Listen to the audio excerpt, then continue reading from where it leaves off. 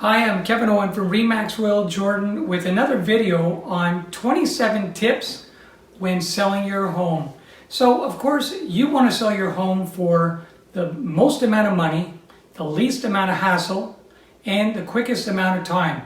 But in order to get all this done and to get you the most amount of money, there are certain things that you need to follow. Now, your home is your largest investment that you have, so you make sure that you're doing it right. So number one is, of course, is getting your house prepared to sell.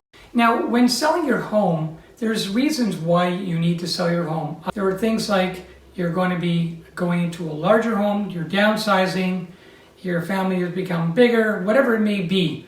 Now, there's different reasons why people sell, but if there's a particular reason because you're maybe getting a divorce, or maybe the stress of the money is maybe a little bit too much for you. Now, these things you should discuss with your realtor and realtor only, because when we are selling your home, we want to get you top dollar. We don't want it to be a fire sale. So this is tip number two. One of the tips in which we'll be sharing with you is all about when you're selling your home and the reason why you're selling your home. Now, why do you ask me what that's important? The point is that when you choose your realtor, you need to discuss with him what the reason is that you're selling, whether you're moving up, moving down, whether it's money is an issue, getting divorced, or whatever the reason may be. You have to be able to discuss it with your agent so he can best position you on selling of your home. And of course, all this information between you and your realtor must be kept confidential. And I'm going to help you with that. Now, another great tip is when people are selling the home, it depends on the area that you live in, because people want to know, how much is my house really worth? It's not something that is pulled out of a hat instantly, because every single home in which we sell is in different areas, different suburbs. We've got bungalows, split levels, back splits, two-story, mobile homes. There's so many different things, and there's so many different criteria that we have to actually take into consideration.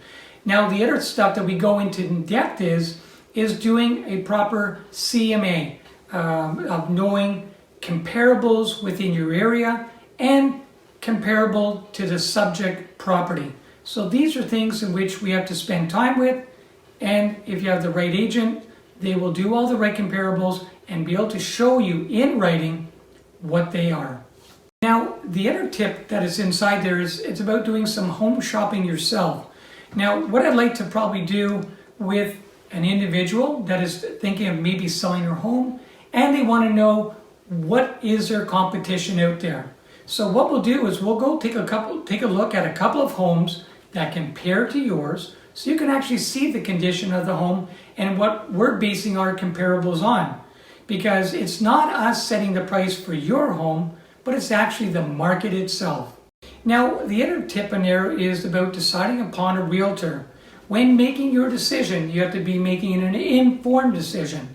Now, our team, we work with a team, we have multiple people doing multiple tasks. That means that as far as your research, as far as getting into maybe painters, plasters, all those type of people that maybe be doing work on the interior of your home, and also for people that are going to be answering all your questions, your weekly reports on what's active, what's sold, and feedback on your property. These people will be talking to other realtors to set up the appointments for your home when it is on the market.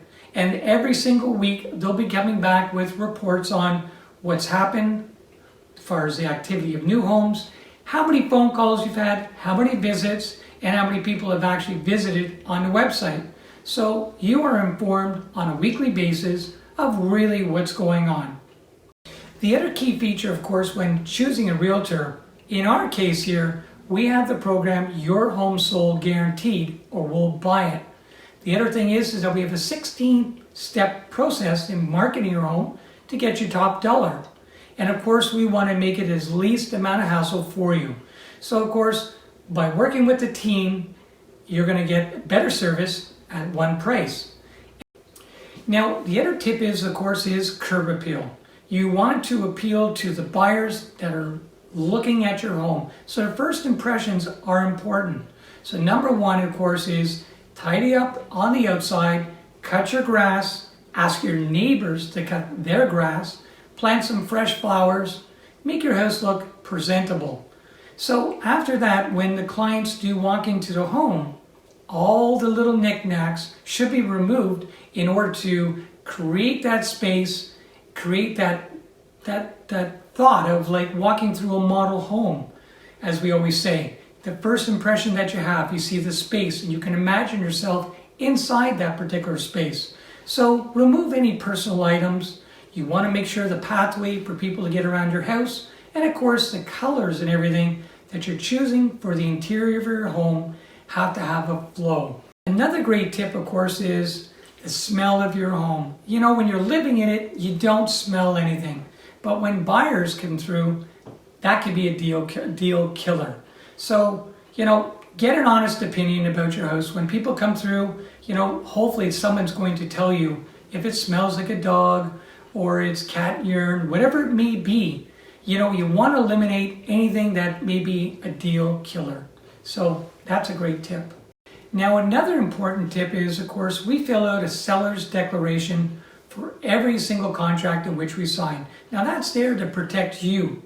Everything that you know about the house, you have to write it down. Don't try to hide things because it will come back to bite you. Because if you're selling your home with legal warranty, and there is a bish cachet, which I can explain that to you later on, or secondly, if you are selling your home without any legal warranty at all, then you want to make sure that you have disclosed it to your agent and to the potential buyers to stop any future problems or claims. Now, this is a funny tip, of course, but everybody's excited when they get an offer on their home. They've done the paperwork, they've received the offer, they know how much money somebody is willing to pay for your house. And of course, you want to tell everybody about receiving an offer.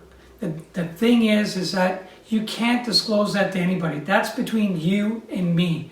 That's there to protect you just in case something does fall through.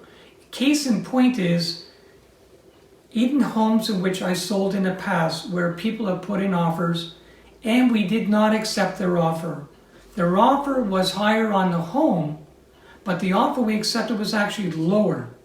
Now, when we had to go back onto the market again and to resell it again and let those buyers that didn't win out on the last one, they were able to come in at a higher price.